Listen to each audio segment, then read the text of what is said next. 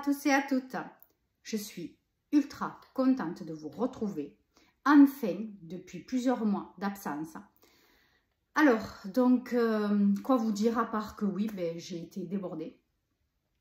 J'allie donc mon travail à temps complet, plus une boutique internet et YouTube, la maison, l'enfant, le mari, voilà. Donc, comment vous dire qu'au bout d'un moment, mais j'ai pas pu, voilà, j'ai pas pu continuer. Il fallait que certaines choses s'arrêtent. Donc, ça a été YouTube, Instagram, voilà, tout ce qui se rapportait donc au livre sur la toile, sur Facebook, etc. aussi. J'ai dû arrêter. J'ai continué à lire, hein, je n'ai pas arrêté du tout. Mais voilà, je ne trouvais plus le temps de filmer, préparer les vidéos, etc. C'était plus possible, ça me prenait trop de temps entre tout. Donc c'est pour ça, voilà, que j'ai été absente très longtemps. Or, depuis quelques semaines, tout a un petit peu changé au niveau organisation chez moi. Pour vous dire en gros, au niveau de mon travail, nous avons eu un gros changement au niveau horaire. Donc maintenant, je ne travaille que le matin. Ce qui peut arriver aussi quand même que je travaille un peu l'après-midi, mais c'est très rare. Voilà, donc j'ai toutes mes après-midi. Donc du coup, ça me laisse énormément de temps forcément, mais pour faire ce que j'ai à faire. Donc plus de temps, mais pour la boutique, pour YouTube, etc. Voilà. Donc c'est pour ça que je reviens aujourd'hui. Depuis plusieurs jours, ça me trottait dans la tête et je me disais, ben vas-y, tu peux continuer. Vas-y, fais profiter de tes lectures à toutes ces personnes qui te suivent ou pas. Voilà. Donc, je vous invite agréablement à me suivre puisque, ben voilà, je repars donc très heureuse et tout feu, tout flamme pour ces bilans lecture, des vlogs, voilà, pour partager tout ça avec vous. Alors, donc, quoi de neuf? Je suis allée donc au salon du livre donc, qui s'est tenu donc à Narbonne. C'était donc fin mai. Je ne voulais absolument pas louper cette occasion. Alors, au départ, quand j'ai vu les auteurs présents, je me suis dit, ben bon sang, j'en connaissais aucun. Donc, j'ai fait quelques recherches sur certains, parce qu'il y en avait tellement que forcément, je ne pouvais pas tout chercher. Mais j'ai quand même... fait presque la liste. Hein. Et donc, je me suis aperçue que Cynthia Kafka donc, était là et qui avait fait quand même quelques bouquins. Donc, je me suis dit, elle, tu la mets de côté, tire à la voir. Julien Rampin, que je ne connaissais pas non plus. Ensuite, je voulais voir Valérie Perronnet. Et qui c'est que je voulais voir? Bonne question. Je ne sais plus. Ah oui, Karen, je crois que c'est Karen McAllister. Voilà. Donc tout ça, ce sont des auteurs et autrices qui font des bouquins plus romans, donc feel good, un peu romance, aventure. Voilà, un petit peu de ce genre-là. Donc évidemment, c'est pas du tout mon style habituel, qui est moi les thrillers et les polars. Donc là, je me suis dit... Tu te concentres sur des auteurs que tu ne connais pas et tu changes un peu de style. Voilà, je suis arrivée peut-être à un moment dans ma vie où j'avais envie de lecture plus sereine, plus facile, plus... Peut-être pas détente, mais voilà, vous voyez un petit peu feel good, même si ce n'est pas mon genre préféré, vraiment pas. Mais c'est vrai qu'on peut faire de belles découvertes. Et puis, on passe un moment beaucoup plus léger. C'est vrai que les thrillers, les polars, ça prend toujours. C'est vrai que franchement, on est toujours dans le truc. Des fois, ça prend tellement au tripes que franchement, même quand on va se coucher, on est... Voilà quoi, on pense qu'à ça. Et... Donc, je me suis dit, il faut que tu alternes entre tout ça. Voilà. Donc, j'ai acheté... Où c'est qu'il est? La Maison Poussière. Je l'ai mis où? C'est pas possible. Alors, donc là-bas, j'ai rencontré donc Valérie Perronnet qui nous a présenté donc je crois que c'était son dernier livre, La Maison Poussière. Donc, vous savez comment ça marche, les salons du livre. Enfin, en tout cas, chez nous, c'était à l'extérieur et quelques petits chapiteaux un petit peu partout, des stands. Et donc, je suis allée payer un bouquin, deux d'ailleurs, c'était celui de Cynthia Kafka, je vous en parlerai après, et celui de Julien Rampin. Et puis, arrivé à la caisse, j'ai vu qu'il y avait ce bouquin. Oh, j'ai dit, mais purée, je l'ai vu passer sur une annonce, je ne sais plus si c'était Cultura ou sur le net. Il me tentait bien. Et je dis ça à ma mère à la caisse. Et puis, une dame qui était en train de payer se retourne et me dit, ben justement, c'est moi qui l'ai fait. Ah, c'était trop rigolo. Et en fait, c'était Valérie Perronnet qui a acheté un roman. Et donc, il a entendu ce que je disais. Vu c'est vrai que je ne suis pas toujours forcément discrète quand je parle à l'extérieur. Et donc, voilà, elle me dit, bah, écoutez, voilà, écoutez, je le paye et j'arrive, vous allez me le dédicacer. Donc, super, j'ai pris mon petit poche. Alors, donc, c'est quelqu'un de très sympa, Valérie Perronnet, mais franchement, j'ai adoré le personnage. Elle est très calme, très posée. Elle est très engageante, elle est mais calme. Je ne sais pas comment vous dire, c'est quelqu'un de paisible. Voilà, ça m'a paru quelqu'un de paisible. Donc, La Maison Poussière, donc c'est le premier livre donc je lis d'elle. Ça va vous parler de reconstruction, de malheur qui peut nous arriver, mais d'un combat, voilà. Et d'une maison qui a vécu, qui a eu des oreilles, un cœur, une âme. Et donc, elle va vous parler, cette maison, de tout ce qu'elle a entendu, de tout ce qu'elle a vu et ce qui s'est passé depuis des décennies. C'est très touchant, c'est beau, c'est... Enfin, j'ai dévoré, franchement. Bon, après, il n'est pas hyper gros, hein. Je crois qu'il fait 200 et quelques pages, 217 pages à peu près. Mais je l'ai dévoré, c'est super joli. Je ne pensais pas du tout aimer. Je vous le conseille grandement. Et du coup, ça m'a donné envie, forcément, hein, de lire les Valérie Perronnet. Donc, voilà. Bon, pour l'instant, ce n'est pas prévu pour cet été, puisque je participe au challenge Paye ton slip de Séverine Lanté. Donc, il est bien ce livre. Donc bon, j'ai pas d'autres lectures prévues de cette autrice cet été, mais peut-être après en fin d'année, à partir de septembre, ça on verra, on en parlera plus tard. Voilà, donc c'est un beau livre sur la reconstruction, sur l'amour, la résilience. Voilà, je pensais pas aimer, mais franchement, je vous le conseille. Je peux pas trop vous raconter. En fait, c'est une personne, une jeune personne qui, on ne sait pas son prénom, on le sait que vers la fin, en plus c'est vraiment bizarre, qui décide de tout plaquer et elle hérite donc d'une maison. Alors, si je ne me trompe pas, voilà, c'est sur l'île de Montréal. Donc, elle hérite d'une maison, mais il faut quand même la retaper. Donc, en fait, sa reconstruction, on sait qu'il s'est passé un malheur pour elle, qu'elle a du mal à passer au-dessus. Et en fait, sa reconstruction, ça passe par la rénovation de cette maison. Mais c'est un endroit, évidemment, où il fait dur de vivre, puisque c'est dans un hiver glacial. Et ce n'est pas du tout, en plus, dans les années 2000, etc. C'est dans les années, je ne sais plus d'ailleurs. Donc, au niveau de beaucoup de choses, et des réseaux, tout ça, ça existe. Donc, elle est vraiment isolée dans cette maison. Voilà, bon, donc ça raconte la vie de cette jeune fille, la reconstruction, tout ce qu'elle fait, le lien qu'elle a avec cette maison. Voilà, je ne veux pas trop vous en dire parce que c'est tellement joli à lire. Vraiment, je vous incite à l'acheter ou à l'emprunter. Voilà, j'ai vraiment adoré La Maison Poussière. Ensuite, donc, Cynthia Kafka, donc, que je ne connaissais pas. J'ai essayé de lire un de ses bouquins avant de l'avoir sur le salon. Donc, j'ai lu La collectionneuse de ciel. Alors, quand je lui ai dit, elle était morte de rire parce qu'elle me dit, Poudu, mais c'est mon premier livre auto-édité. Elle me dit, mais il est affreux. Je dis, mais non, au contraire. J'ai dit, il est doux, il est cosy. Alors, c'est vrai que moi, les romances un peu à deux balles, j'aime pas trop. Pas du tout, même, c'est pas du tout mon genre de lecture. Mais c'est pas vraiment un romance, on va pas s'attarder là-dessus. Ça va être léger, facile.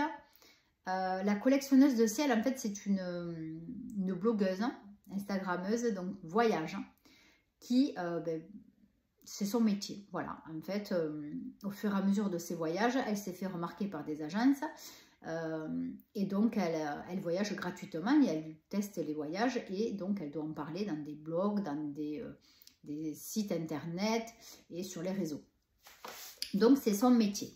Donc, partout où elle va, elle prend des photos des couchers ou des levées de soleil, je ne sais plus. Et voilà, donc on l'appelle, c'est la collectionneuse de ciel. Et voilà, donc on va parler de cette jeune personne qui aussi a des bagages, qui a des regrets sur son passé. Et pareil, c'est une belle tranche de vie qui apprend aussi... voilà, c'est toujours pareil, voilà, c'est des leçons de vie, c'est des moments dans notre vie où tous on peut y passer, on peut tous ressentir la même chose. C'était vraiment super sympa à lire. Donc pour son premier bouquin, moi j'ai dit, mais moi j'ai adoré, franchement j'ai vraiment adoré. Elle est très sympa, elle est très conviviale, elle est rigolote, elle est pleine d'énergie, pleine de vie. Elle est vraiment super. Voilà, pour ceux qui connaissaient, pour ceux qui ne connaissent pas, franchement n'hésitez pas à aller sur un salon la voir, elle est fantastique. Et puis toujours des petites dédicaces, c'est très sympa. Ensuite donc du coup j'étais lancée et j'ai lu d'elle, donc du coup j'ai pris un bouquin et ça s'appelle « Je suis venue te dire ». Alors je vous le mettrai là parce que je l'ai prêté à ma maman, donc là je ne l'ai plus physiquement. La collectionneuse de ciel c'est pareil, je ne l'avais pas physiquement, je l'avais acheté en e-book. Donc je l'ai sur ma tablette. Donc là, je suis venue te dire, alors là aussi franchement, j'ai adoré, c'est magnifique. Hein. En fait, il s'agit d'une jeune fille qui est partie très tôt de son foyer, qui avait perdu sa maman et avec son papa c'était très compliqué.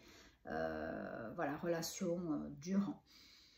Et souvent par des non-dits. Hein. Et voilà, elle part et elle n'a plus de contact réel avec son papa, à part voilà, une lettre pour l'anniversaire, c'est tout. Donc en fait, on apprend au fur et à mesure que son papa donc, est devenu alcoolique au décès de sa maman. Et donc qui est morte quand l'enfant, enfin, la jeune fille était très très petite, je me demande même si elle n'était pas bébé. Donc, elle a été un petit peu élevée par sa grand-mère et sa tante, donc, parce que son père, voilà, a passé son temps à boire. Il travaillait, il était jardinier. Mais voilà, les autres temps libres qu'il avait, c'était que l'alcool, le soir, etc. Donc, bon, tout ça, je ne vous spoile pas, on l'apprend rapidement dès le départ. Et donc, cette jeune fille, un jour, elle reçoit un appel de sa tante qui lui dit, écoute, ton papa est en fin de vie. Est-ce que tu devrais venir le voir ? Tu devrais venir lui parler, tu devrais venir. Donc elle lâche tout, en plus elle arrange bien parce qu'avec son copain on ne se voit pas du tout, elle en avait ras le bol et puis en plus elle le surprend avec sa meilleure amie au lit, donc voilà, catastrophe. Donc elle lâche tout, elle s'en va. Et donc elle va voir son papa dans cette espèce d'hôpital en soins palliatifs et elle rencontre des personnes fantastiques. Encore une fois, une histoire de reconstruction, de non-dit, de malentendus. C'est dur. Hein. C'est un peu dur à des moments, franchement, mais c'est tellement beau, c'est tellement bien écrit, c'est tellement vrai. Quoi vous dire de plus? Lisez-le. Franchement, j'ai passé un très très bon moment avec ce bouquin aussi. J'ai eu du mal à le lâcher. J'ai vraiment apprécié. Ouais, Cynthia Kafka, j'adore. Donc là, pareil, pour cet été, je ne pense pas en avoir de prévu dans ma palle, puisque le challenge commence du 1er juin au 31 ou 31 août. Je ne crois pas en avoir d'autres d'elle dans le... Ah si, pardon, je dis des bêtises. Je lui ai acheté le sourire au livre. Mais c'était son dernier d'ailleurs, c'est pas celui-ci le dernier. Je lui ai acheté aussi le dernier, le sourire au livre. Donc celui-là, Je l'ai dans ma palle, oui, je le vois de là. Donc celui-là, oui, il est prévu pour cet été. Donc vous aurez donc un update sur la suite de Cynthia Kafka. Après, qu'est-ce que j'ai lu? Ah oui, le livre de Julien Rampin, La chanteuse de bal. Donc il a fait, c'était son 3e ou 4e livre, il me semble. Mais celui-là, c'était le dernier. Les autres ne me tentaient pas trop, on verra plus tard, mais j'ai bien aimé. Donc la chanteuse de bal, donc pareil, je ne l'ai plus à ma possession, je l'ai prêté à maman, donc je vous mets la photo ici. Donc pareil, Julien Rampin, personnage très agréable, un gentil parisien qui a adoré mon accent. On a pu échanger, plaisanter, enfin, c'est vraiment un moment convivial aussi. Ils se sont régalés d'être chez nous dans mon sud natal. Il faisait tellement beau en plus, mais vraiment c'était des moments fantastiques. Les salons, mais qu'est-ce que j'aimerais bien en voir, enfin, aller les visiter plus souvent. Bon, déjà c'est bien, c'est une fois par an, mais ça serait tellement bien si ça pouvait être au moins 2-3 fois par an. Bon, après c'est sûr que le portefeuille, voilà, je suis repartie quand même avec 5 bouquins. Donc, la chanteuse de bal. La chanteuse de bal, ça va parler aussi de renouveau,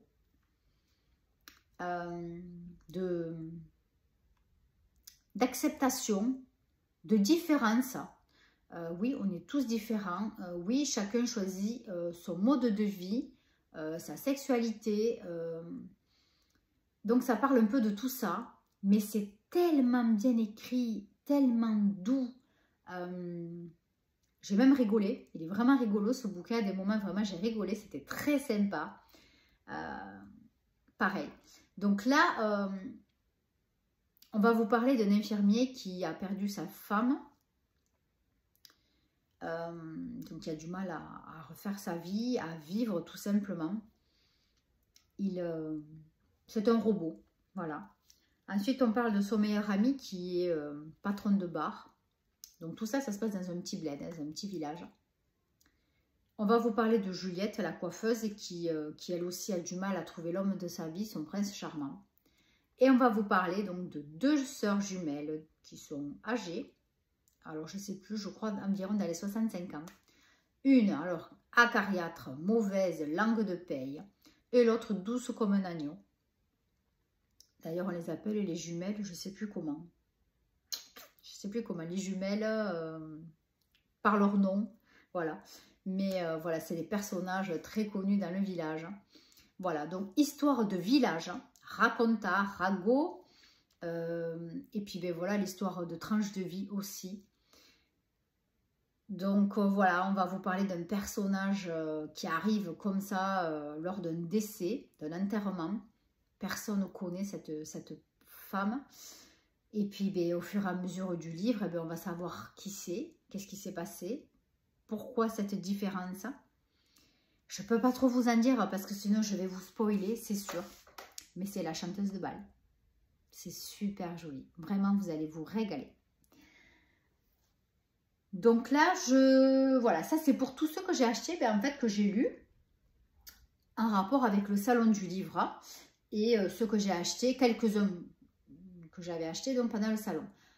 Donc pour ce qui est de... C'est Cathy McAllister, je crois, pas Karen. C'est Cathy McAllister. J'ai acheté une série dont le 3e tome sortira en octobre, elle m'a dit. Je vous présenterai une autre fois parce que là, la vidéo va être déjà assez longue. Donc je vous en parlerai une autre fois. Et là, je vais vous parler du dernier que j'ai fini. Et après, je vous promets, je vous laisse. La fille de l'hiver que j'ai acheté sur Vinted, d'Ewin Ivey. Alors, c'est un bon bouquin de 470 pages. Donc là, on va vous parler pareil de personnes qui essayent de se reconstruire. On vous parle d'un couple qui a la cinquantaine, qui a vécu 10 ans en arrière un drame. Donc on apprend rapidement qu'ils ont perdu un enfant. Bon, c'est pas trop au début les circonstances, mais bon, on l'apprend après, rien d'intéressant malheureusement de plus. Et dont la reconstruction est très très difficile. Donc il lâche tout et il décide d'habiter au Canada. Donc évidemment, ils achètent un chalet et donc ils sont complètement isolés. Donc ils doivent faire front, donc au froid, aux travaux de la terre, de l'agriculture. Donc on vous parle un petit peu de tout ça. Mais c'est pas prenant, c'est pas lourd, pas du tout, c'est très léger. Ils ne parlent pas que de ça d'ailleurs. Donc ça m'a plu parce que j'avais peur un petit peu à un moment donné que ça continue, que ça rentre trop dans tous ces travaux de la terre. Mais c'est très très bien fait, c'est doux, j'ai adoré. Et donc au début, donc un soir, ils décident de faire un bonhomme de neige dès les premières neiges. Donc voilà, ils font un joli bonhomme en forme de petite fille. Et donc on lui met une écharpe et des moufles. Le lendemain matin, quand il se réveille, ce bonhomme de neige a disparu. Et au loin, il semble voir un personnage, une personne qui court avec l'écharpe et les gants, qui ne sont plus donc dans le parc, qui ont disparu aussi. Donc là, ils commencent à se poser des questions, est-ce qu'ils ont vu une vision ou pas? Donc à partir de ce moment-là, ils vont rester attentifs à tout ce qui se passe à l'orée de la forêt. Et puis jusqu'au jour où voilà, ils rencontrent une petite fille qui sort de la neige, de la forêt.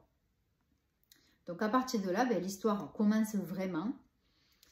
Donc qui est cette petite fille? D'où elle sort? Est-ce que c'est une vision? Est-ce que c'est une jeune fille réelle? Qu'est-ce qu'elle va leur apporter? Voilà. C'est une histoire magnifique, douce, dure. Et alors le dernier tiers là, c'est ça y va dardard. Les deux premiers tiers c'est doux, ça explique, mais on s'ennuie pas du tout. Hein. Franchement, j'ai eu du mal à le lâcher. Je me suis vraiment régalée. Mais alors le dernier tiers, la folie. Alors là, pam pam pam, on y va et plein pot. C'est génial, génial, génial. Donc vraiment, je ne connaissais pas du tout cette autrice et c'est par hasard, la couverture m'avait plu.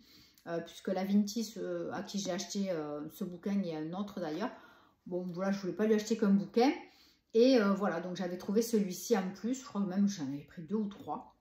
Et voilà, donc j'avais craqué et j'ai bien fait parce que vraiment, il est top. Donc pareil, histoire de reconstruction, d'amour, de partage, de résilience aussi. Voilà, c'est magnifique. On tourne autour, en ce moment, moi j'ai remarqué que je tourne autour des mêmes bouquins. Donc là, en ce moment, je suis en train de lire, donc là c'est sur e-book, l'unité alphabet de Josie Adler-Olsen. Donc j'ai décidé de commencer donc, ces bouquins du début, voilà, puisque j'en entends énormément parler. J'en ai lu un, je ne sais plus quand. J'avais adoré et puis je me suis dit, voilà, tu vas commencer du départ de ces premiers livres jusqu'à la fin. Voilà, donc pour certains auteurs, c'est ce que j'ai fait, comme Garin Gable. J'ai lu tous ces bouquins, mais j'ai commencé du début. Et puis petit à petit, c'est ce que je vais faire pour tous les auteurs que j'aime. Voilà. Allez, sur ce, je vous laisse. Ce bilan lecture est déjà pas mal rempli et assez long. Je vous embrasse très très fort. Et puis écoutez, je vais essayer déjà de respecter au moins une vidéo par semaine. Si je peux un peu plus, je l'espère. Allez, n'hésitez pas, abonnez-vous, likez et à très très bientôt. Bye bye.